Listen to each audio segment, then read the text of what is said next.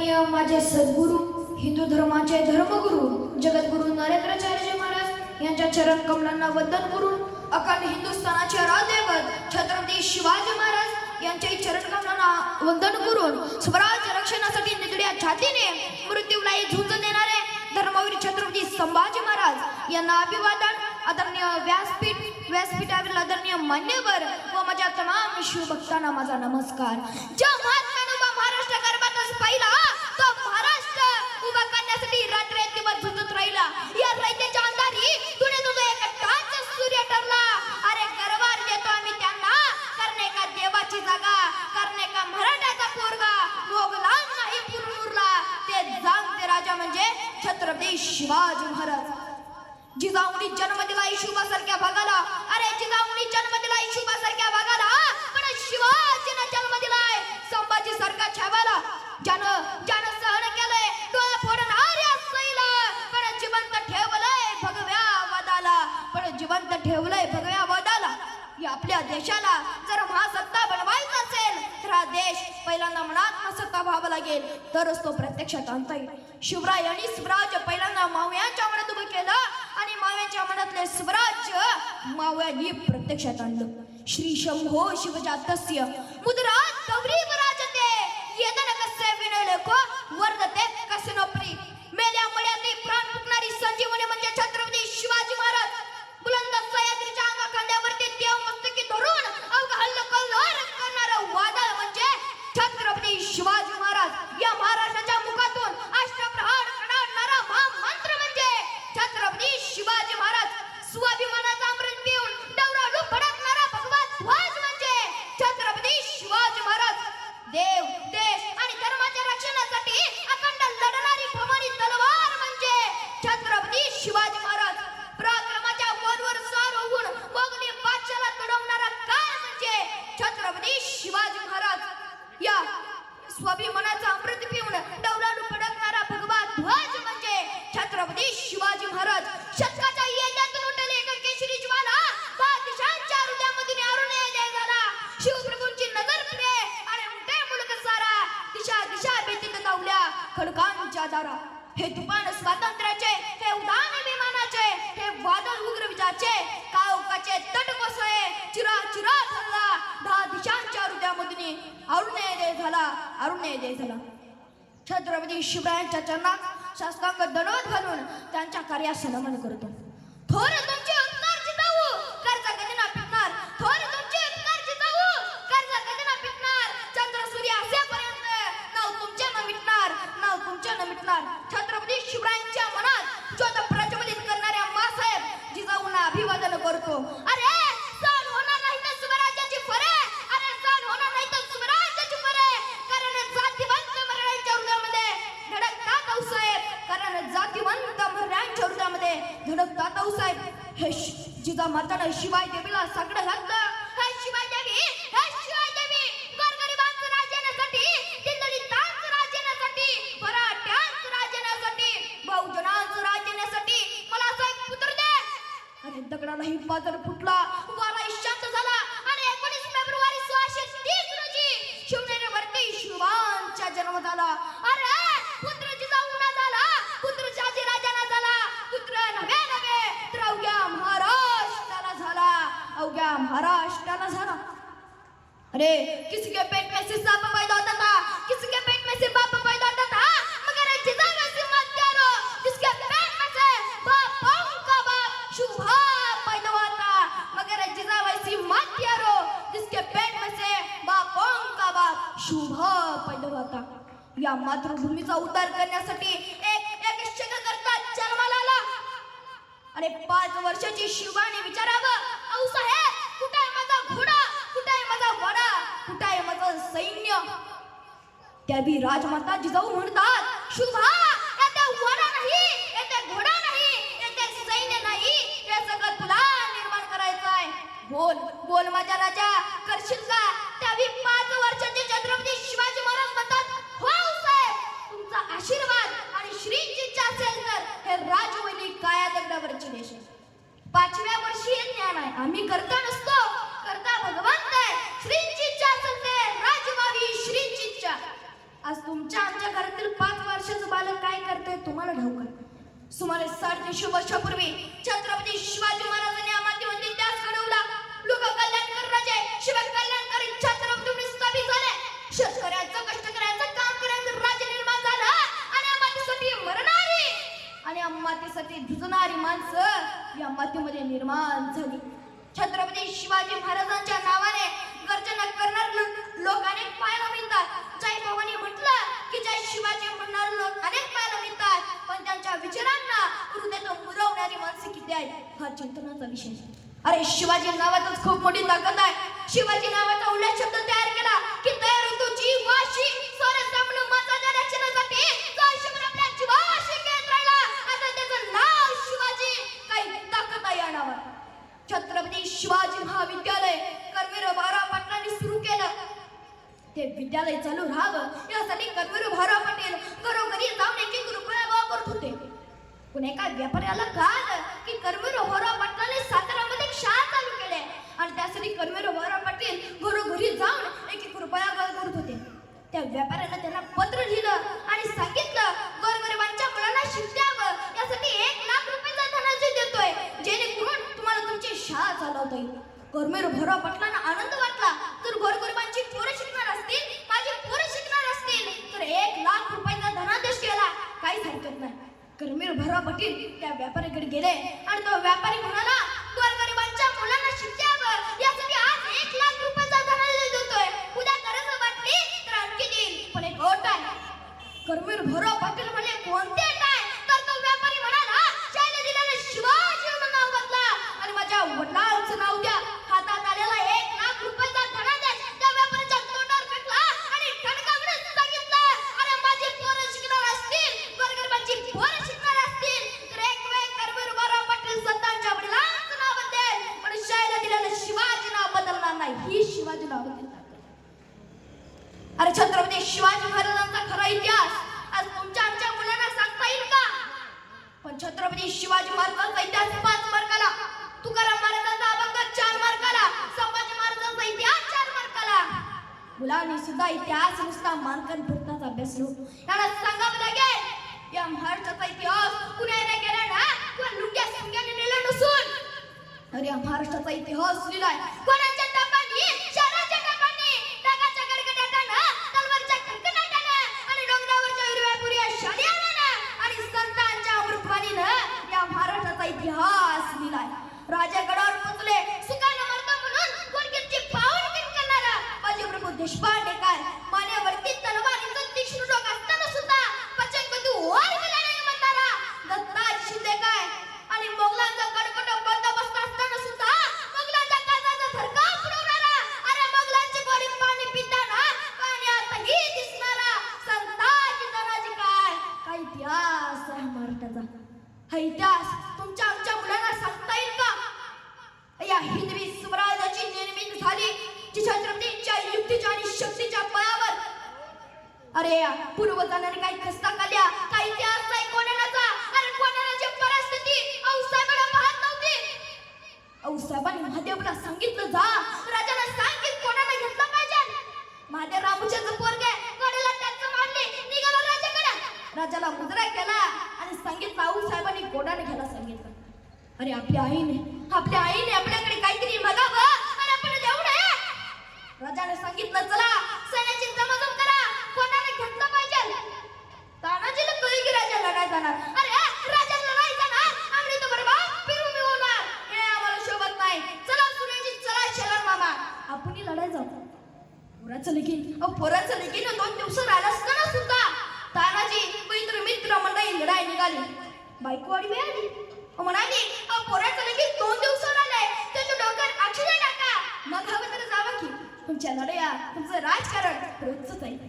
बायकोच्या डोळ्यातून अश्रू पाहून तानाजी म्हणाले अरे का तुझं डोळ्यात पाणी का? स्वतःच्या खेळण्यासाठी रडतं ना अरे पण तिकडे स्वराज्याचा धनी जीव धोक्यात घालवला जाणार हे आम्हाला शोभत नाही. अरे लाख नंतर चालतील पण लाखोंचा पोशिंदा जगला पाहिजे. तू तुझ्या कुंकासाठी रडते ना थांब. तानाजीने स्वतःच्या हातानं बायकोच्या कपाळावरचं कुंकू पुसला आणि सांगितलं जिंकून परत आलो तर स्वतःच्या हाताने कुंकू लाव. तानाजी लढाई निघाले आणि 80 वर्षाच्या शरण मामाना उदय म्हणतात नळ्याचा घोर घेतला. ही ताकद कुठून निर्माण झाली तर हिंदवी स्वराज्य बीज माझ्या राजाने पूर्व पेरलं होतं. पूर्वजांनी काही कष्टा खाल्ल्या त्या राज्यात तरुणांना कळालं तर सिंहगडावरती जाऊन बदबदन नाव कोणाचं धाडस आणि सिंहगडाच्या पायथ्याशी रेव भरती करण्याचं धाडस आजकालची मुलं करणार नाहीत. आज 4थी 5वीच्या मुलांना सुद्धा टेन्शन लागलं. 10वी 12वीला का मार्क कमी पडले म्हणून पुरा आत्महत्या करायला लागली. अरे व्हॅलेंटाईन डेला नाही म्हणून पुरा फालतूच करण्यासाठी आत्महत्या करायला लागली. यांना सांगावं लागेल काय असतो हा जीवनाचा संघर्ष. छत्रपती संभाजी राजाचा जीवनाचा संघर्ष बघा. अरे वयाच्या 8व्या वर्षी औरंगजेबाला भेटायला गेले. वयाच्या 14व्या वर्षी बुधभूषण सरकार संस्कृत ग्रंथ लिहिला. अरे संभाजी राजे एका राजाचा पोरगा. अरे काय जगलं संभाजी राजा. त्या रौल घराण्याचा वेडा घातलाय आणि आता महाराष्ट्र संभाजी राजाने वेडा घातलाय आणि माझा शंभू राजा मध्ये उभा आहे. अरे रौल घराणा वरणात होता.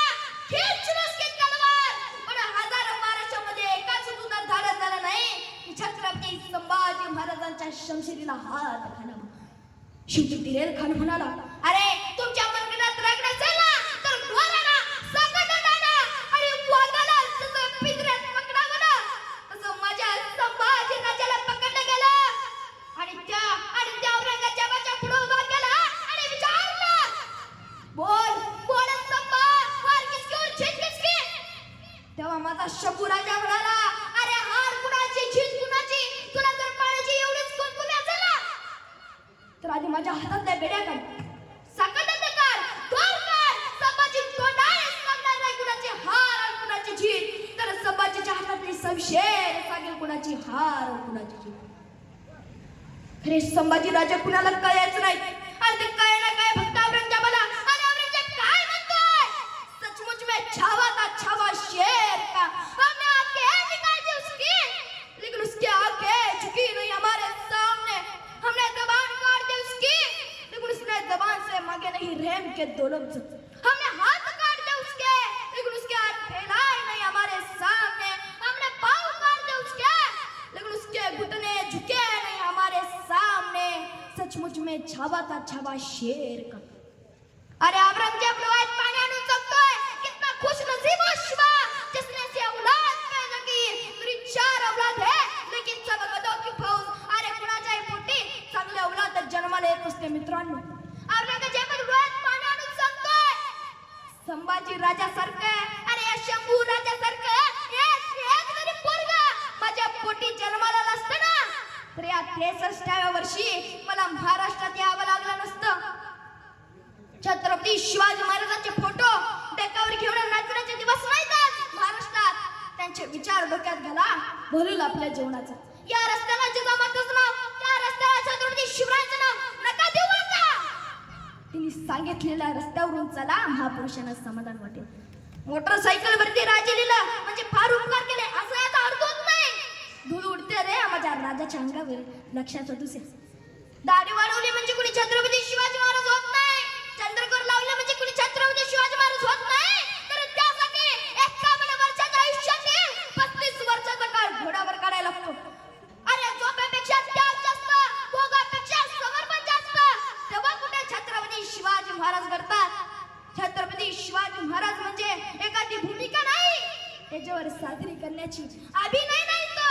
अरे हिंदवी स्वराज्याचं स्वप्न वयाच्या 5व्या वर्षी जीवन या मातीला समर्पण केलं. हो स्वराज्य घडवलं शिवाय स्वराज्य. आणि नुसतं स्वराज्य घडवलं नाही तर ते स्वराज्य बनवलं आणि तुमच्या आमच्या ताब्यात दिलं. पण त्या स्वराज्य तुमच्या आमच्या लेकरांनी तुम्ही आणि मी त्या स्वराज्य इतकं पिकवलं ना. अरे जेव्हा छत्रपती शिवराय या स्वराज्याकडे बघतील तेव्हा म्हणतील हेच का ते व्यसनी स्वराज्य. अरे मी बनवलं ना माझ्या मावळ्यांनी रात्रन दिवस पराक्रम गाजवून रक्त सांडून बनवलेलं हेच का ते स्वराज्य. जिथे स्त्रियांवर लहान मुलींवर अन्याय अत्याचार होतात. अरे दुसऱ्याच्या धनाकडे दुसऱ्याच्या स्त्रीकडे पाण्याची वाईट नजर लोकांकडे असावी ते लोक आज माझ्या नावाने घोषणा देतात. हा विचार राजे करत असतील तरुणांनो हा विचार तुम्ही करा. हिंदवी स्वराज्याचे संस्थापक छत्रपती शिवाजी महाराज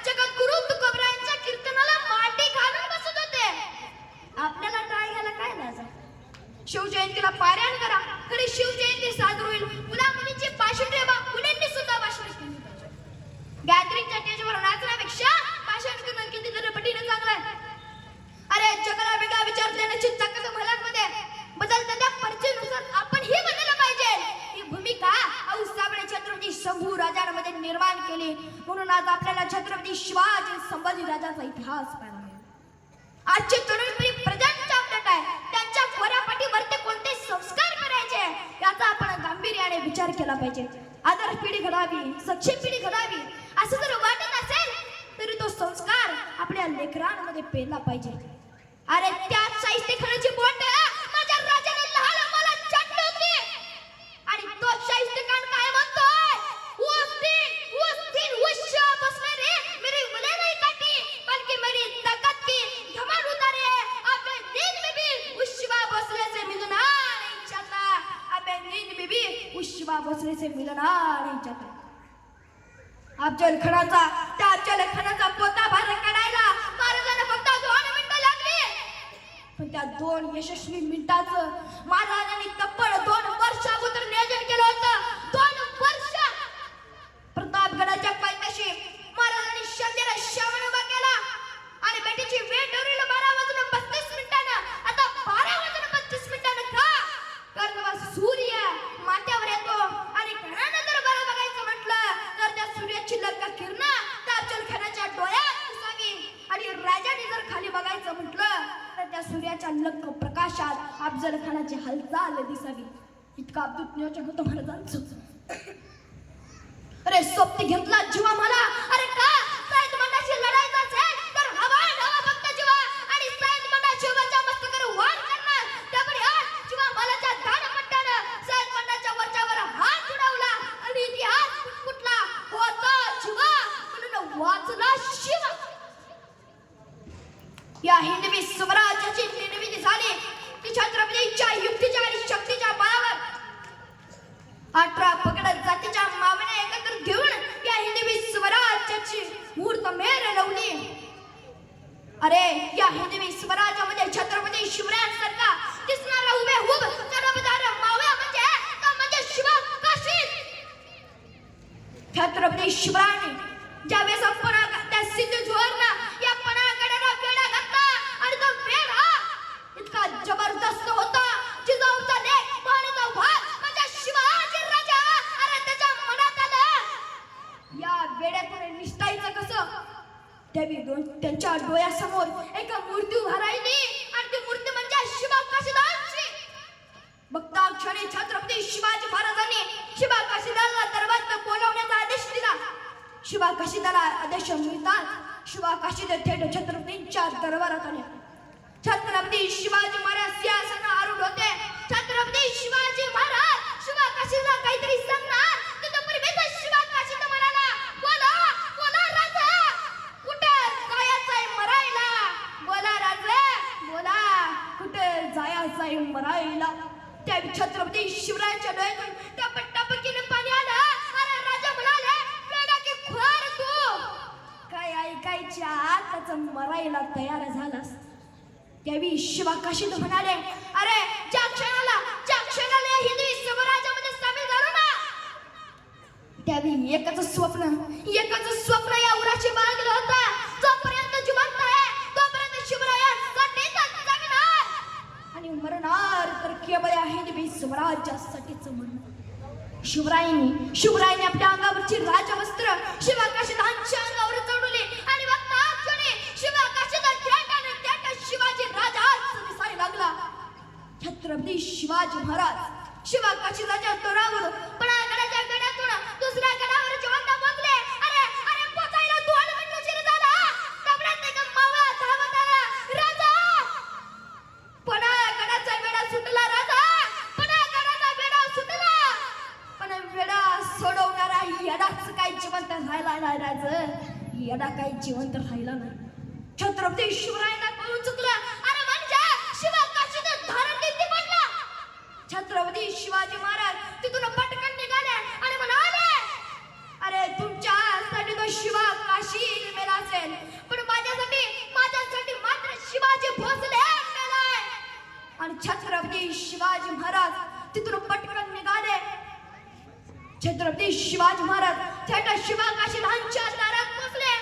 अरे एवढ्यावर कोणावर स्वार असणारा माझा शिवाजी राजा हातल्या हात रडत होता. शिवरायांना पाहून शिवा काशीदांची आई हसली आणि म्हणाली, अरे जिजाऊचा लेक पाहुणीचा वाद शिवाजी राजा माझ्या दारात आणि मी आत सुद्धा बोलवलं नाही. छत्रपती शिवरायांना आत बोलवण्यात आलं. त्यामुळे शिवाजी राजा म्हणाला, अगं आई, मला तुला काहीतरी सांगायचंय. अगं आई, मला तुला काहीतरी सांगायचंय.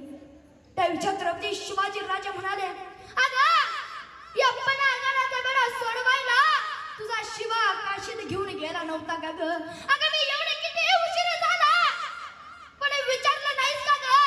जाताना घेऊन गेलेला माझा शिवा काशीत कुठं आहे? आणि आज रडणारा या हिंदवी स्वराज्याचा निर्माता ढसा ढसा रडायला लागला. आणि छत्रपती शिवाजी महाराजा तेव्हा शिवा काशीदांची आई म्हणते, ज्या वेळेला मला कळलं की या पणागडाचा बेडा सुटला, ही आनंदाची बातमी घेऊन जिजाऊचा लेक भवानीचा वाघ शिवाजी राजा माझ्याकडे येतोय, त्यावेळेला मी ओळखलं की गावाच्या येशीतून येताना 2 घोडे येतील. पण गावच्या येशीतून येताना जिजाऊचा लेक भवानीचा वाघ माझ्या शिवाजी राजाचा घोडा आला. त्या क्षणाला मी ओळखलं माझा शिवा काशीत त्याच्या गावाला कधीच पोहोचला. शिवाजी राजा, अरे माझा शिवा काशीत त्याच्या गावाला कधीच पोहोचलाय. तो कुठे आहे जर मला माहित असेल तर हा शिवाजी राजा कोणत्या तोंडाने विचारू, कुठे आहे माझा शिवा काशीत?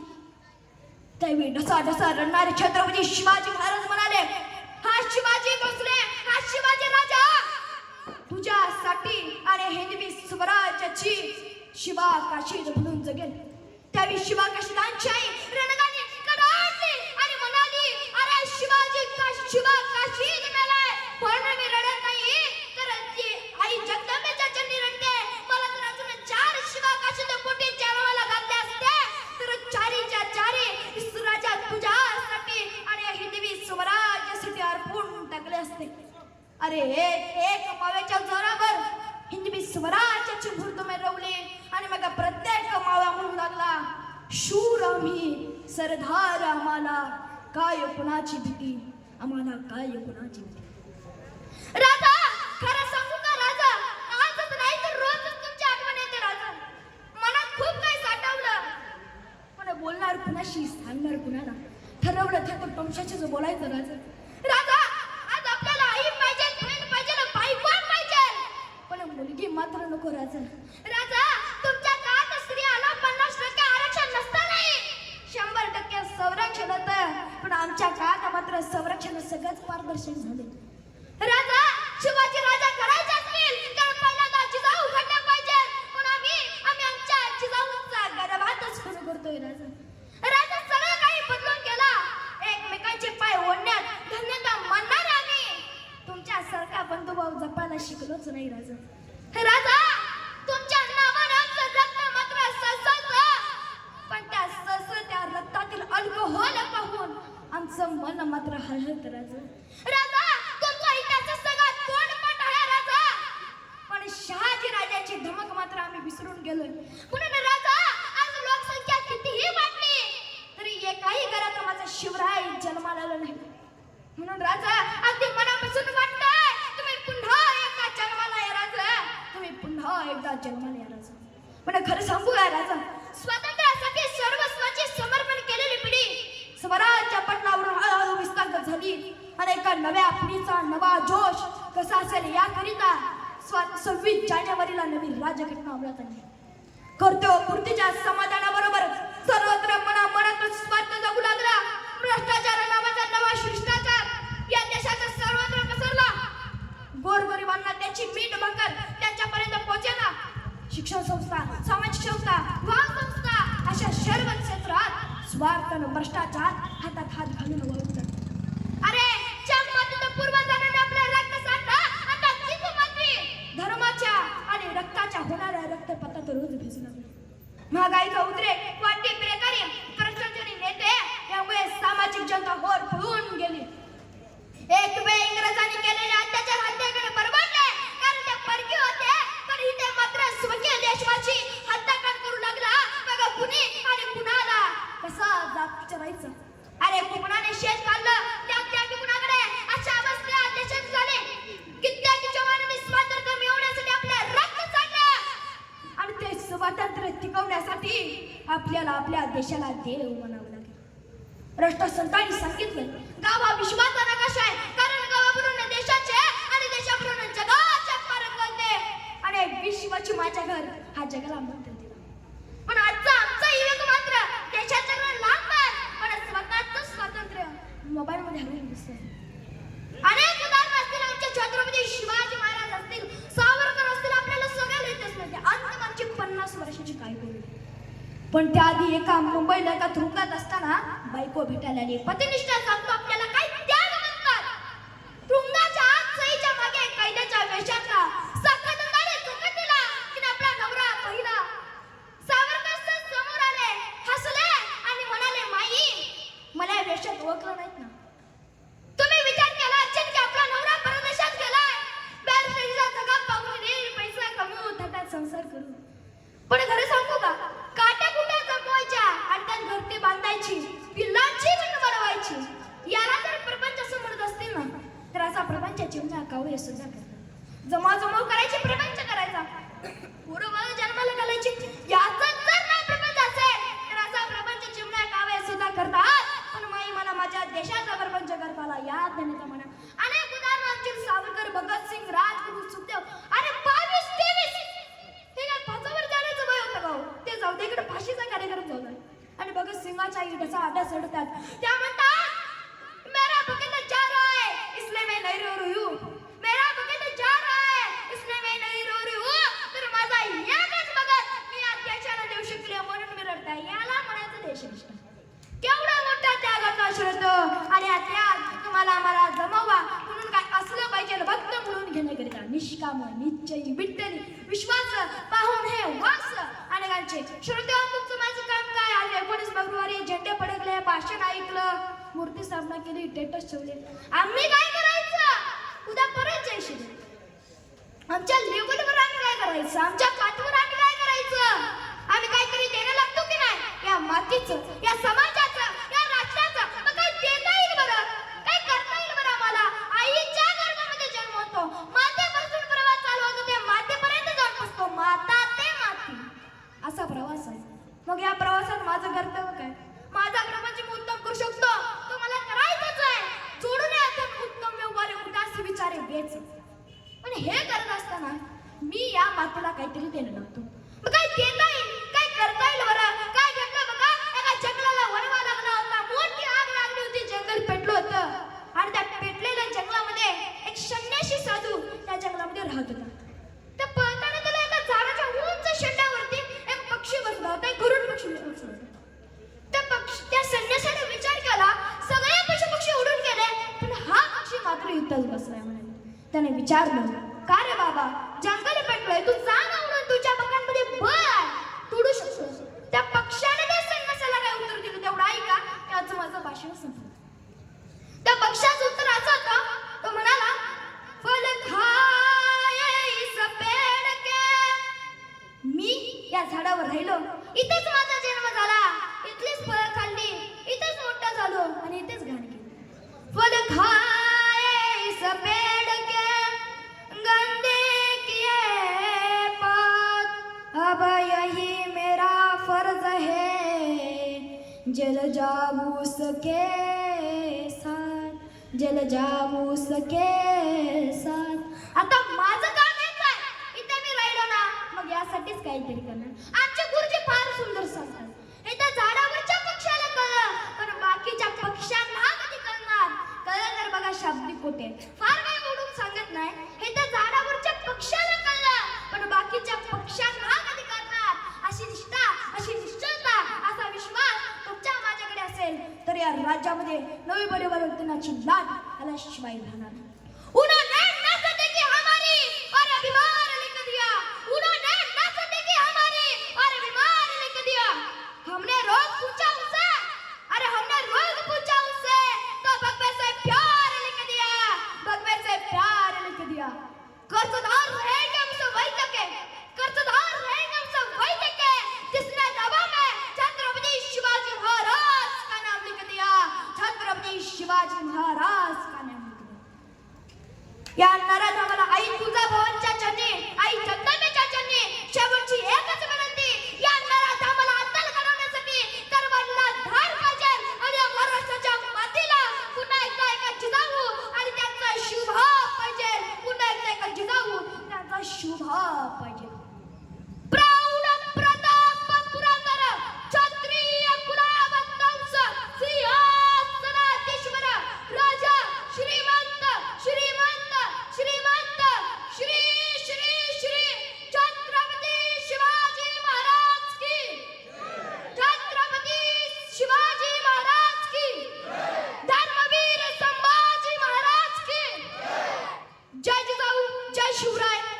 शंभूराज. धन्यवाद शिवराज शिंदे. एवढ्या चिमुकल्या वयात एवढी माहिती आणि धडाडीचं